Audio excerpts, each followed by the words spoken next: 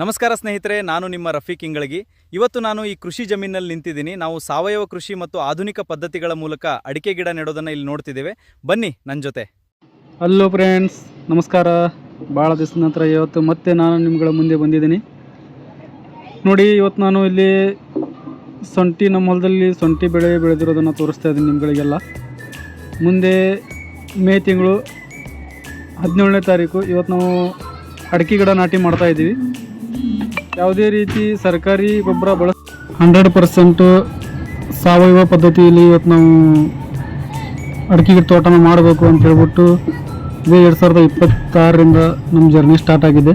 ನಾನು ಪ್ರತಿಯೊಂದು ಹಂತವಾಗಿ ವಿಡಿಯೋಗಳನ್ನ ನಿಮಗೆ ಕಳಿಸ್ತಾ ಇರ್ತೀನಿ. ಅಲ್ಲಿವರೆಗೂ ನನ್ನ ಚಾನಲ್ನ ಫಾಲೋ ಮಾಡ್ಕೊಳ್ಳಿ.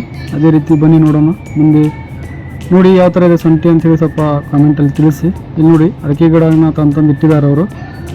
ಇದು ಪೂರ್ತಿ ಬಿಸಿಲಲ್ಲಿತ್ತು ಗಿಡ. ಫೆಬ್ರವರಿಗೆ ತೊಗೊಂಬಂದಿಟ್ಟು ಬಿಸಿಲಲ್ಲಿ ಮೇಲ್ಗಡೆ ನೆರಳಿರಲಿಲ್ಲ.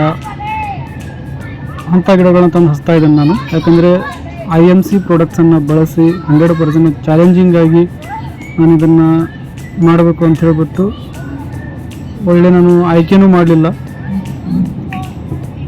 ಸೊ ಇನ್ನು ಮುಂದೆ ಇವತ್ತು ಗಿಡಗಳನ್ನ ನಾಟಿ ಮಾಡ್ತಾ ಇದ್ದಾರೆ.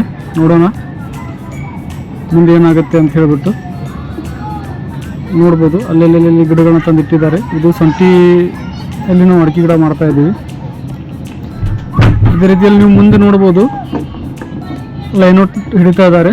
9-9ಕ್ಕೆ ನಾನು ನಾಟಿ ಮಾಡ್ತಾ ಇದ್ದೀನಿ. ಯಾಕಂತಂದರೆ ಮುಂದೆ 8 ಮಾಡೋದ್ರಿಂದ ಭಾಳಷ್ಟು ಸಮಸ್ಯೆಗಳು ಬರ್ತಾವೆ. ನಾವು ನೋಡ್ತಾ ಇದ್ದೀವಿ ಈಗೆಲ್ಲ. ಅಲ್ಲಿ ನೋಡ್ತಾ ಇರ್ಬೋದು ಕರೆಕ್ಟಾಗಿ 9-9ಕ್ಕೆ ಲೈನೌಟ್ ಹಿಡಿದು ನಮ್ಮ ಹುಡುಗರು ಕೆಲಸ ಮಾಡ್ತಾ ಇದ್ದಾರೆ. ಕಂಪ್ಲೀಟ್ ಆದಮೇಲೆ ಮತ್ತೆ ನಾನು ನಿಮಗೆಲ್ಲ ತೋರಿಸ್ತೀನಿ.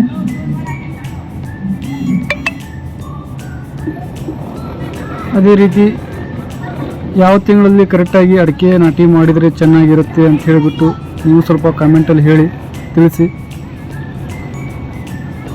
ಮುಗೀತು ಅನಿಸುತ್ತೆ.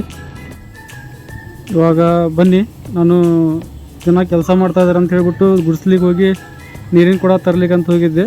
ಹೊಳ್ಳಿ ರಿಟರ್ನ್ ಬರುವಷ್ಟರಲ್ಲಿ ನಮ್ಮ ಅಜ್ಜ ಎಲ್ಲ ವಾಲ್ ಬಂದ್ ಮಾಡಿ ಬೋರ್ ಚಾಲೂ ಮಾಡಿ ಪೈಪಲ್ಲಿ ಲೀಕೇಜ್ ಆಗಿದೆ, ಒಡೆದೋಗಿದೆ. ಅದನ್ನು ಮತ್ತೆ ರಿಪೇರಿ ಮಾಡ್ತಾ ಇದ್ದಾರೆ, ಸರಿ ಮಾಡಿಬಿಟ್ಟು ಇವಾಗ ಮತ್ತೆ ನೀರನ್ನು ಅವರು ಚಾಲೂ ಮಾಡ್ತಾರೆ.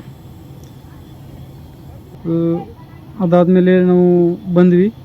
ಆಲ್ಮೋಸ್ಟ್ ಕೆಲಸ ಎಲ್ಲ ಮುಗಿದೋಗಿದೆ. ಈ ಕಡೆಯಿಂದ ಇನ್ನೊಂದು 2 ಲೈನ್ ಮಾತ್ರ ಉಳಿದಿದೆ ಹಚ್ಚೋದು. ಈ ಕಡೆ ಎಲ್ಲ ಈಗ ಗಿಡ ಹಚ್ಚಿ ಆಗಿದೆ. ಸೊ ಒಂದೇ ದಿನದಲ್ಲಿ 7-8 ಜನ ಬಂದು 1 ಎಕರೆ ಅಡಿಕೆ ತೋಟನ ಹಚ್ಚಿದ್ದಾರೆ. ನೋಡ್ಬೋದು ಕೆಲವೊಂದು ಗಿಡ ಕಾಲುವೆಯಲ್ಲಿ, ಕೆಲವೊಂದು ಗಿಡ ಮೇಲ್ಗಡೆ ಬಂದಿದ್ದಾವೆ. ಸೊ ಮುಂದಿನ ಅಪ್ಡೇಟ್ ಸಿಗ್ತಾ ಇರೋಣ.